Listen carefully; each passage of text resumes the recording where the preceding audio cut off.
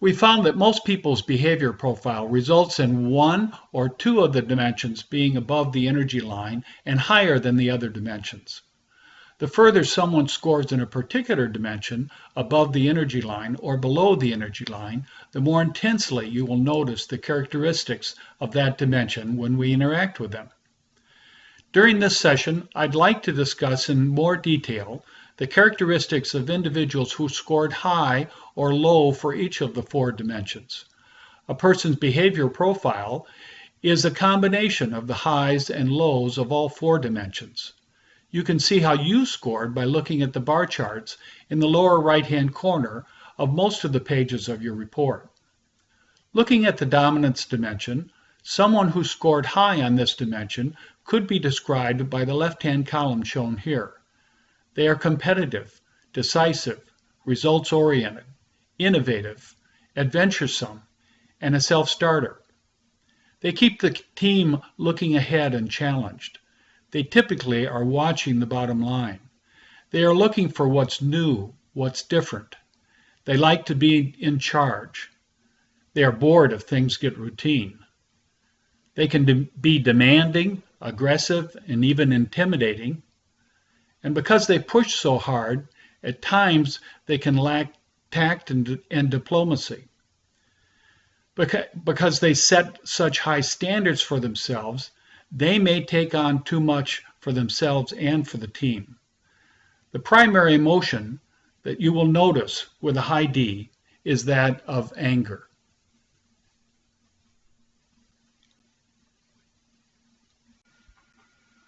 The strengths of someone who scores below the energy line are that they are more of a reflective problem solver. They are more easygoing and laid back. They're good with complex issues and are more careful. If these traits are taken too far, they might have trouble with change and letting things go.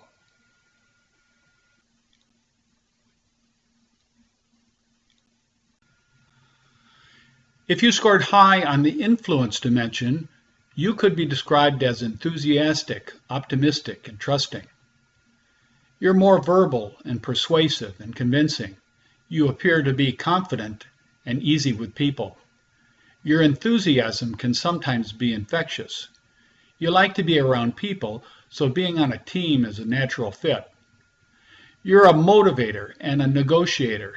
You like to see what the team has in common rather than the differences.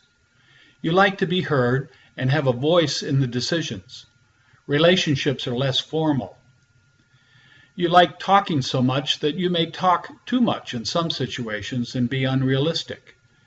If someone is your friend, you may have trouble giving a critical appraisal of them. You may not pay close attention to details. You may trust someone to a fault. You're likely a blue sky, optimistic person.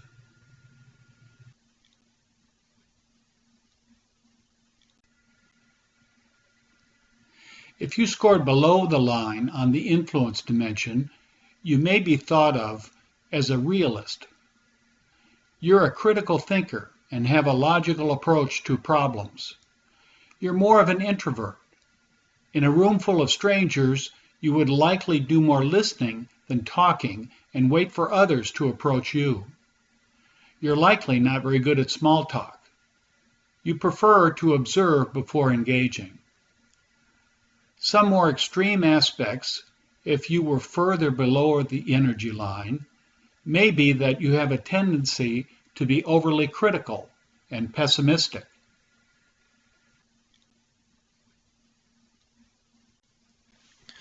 Someone who scores high on the steadiness dimension is a good friend. They're patient and relaxed. Others sense they're sincere and nurturing and understanding. They're a dependable team player. When given a project, they find a way to improve the results through a practical, logical approach. They're more of a doer than a leader. This person likes a steady and predictable world that doesn't change very fast. They like to finish one thing before moving to the next. They're more of a single tasker. They're great at building long-term relationships. Conflict makes this person very uncomfortable, and they may go silent or yield to avoid conflict. They tend to hold things close to the vest and not reveal what they're truly thinking.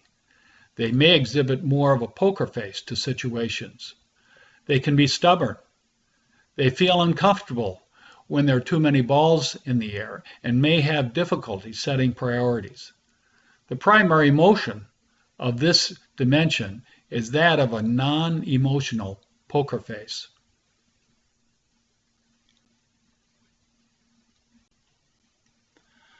A label for someone who scores below the energy line on the steadiness scale would be starter. They are initiators. They like a lot and they like it fast. They like change. They may like change because it's more exciting. They're good at juggling lots of balls, more of a multitasker. This is a high energy person who can be more spontaneous.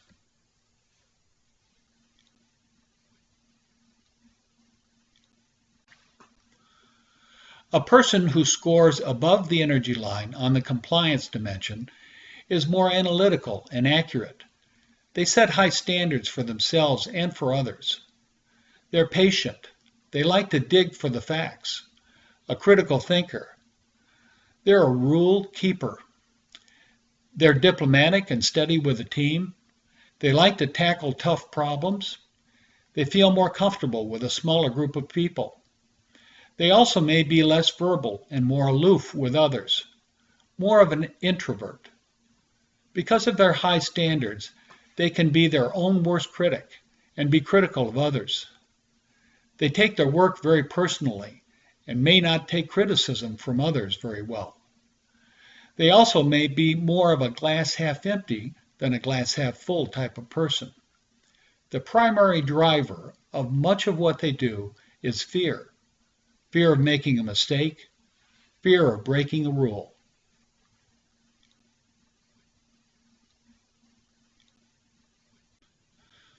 Someone who scores below the energy line on the compliance scale is more of a pioneer thinker. They're a rule tester. They question the status quo. They like to test boundaries and think outside the box. They're bold and decisive. They take risks. They're also not very careful about details and need others around them to make sure that things don't fall through the crack. They may appear reckless in their willingness to explore uncharted waters.